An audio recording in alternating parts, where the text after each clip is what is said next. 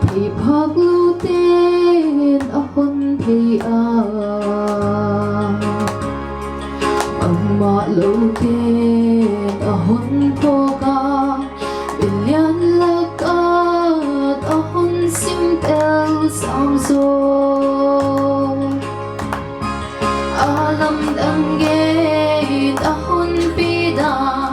sila hello hình min po in kiện xian lệ nói xian kala kiện thấy băng ngơ mà ác sắp him đầy lâu in lúc ngày hôm na hôn không muốn in cả kiện thấy na dòng hoa na nung suốt sẵn sẻ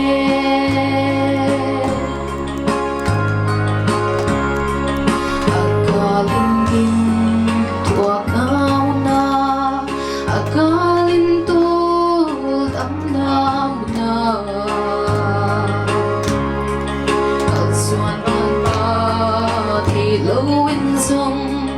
nặng man bay ta ta hôn xin xa thật dễ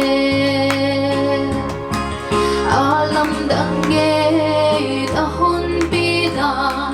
sila hello hình min bu in kiện xian lệ nói xian kala kiện thấy băng sắp him đầy lâu in lúc ngày hôm na hôn không muốn in cả kiến thế na dòng hoa na nung suốt sẵn sẻ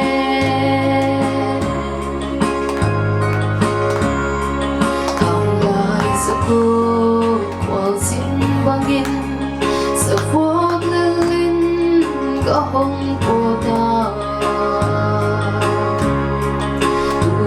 cho ta vô cho na ta sim song in đâu qua cái sim sinh lâu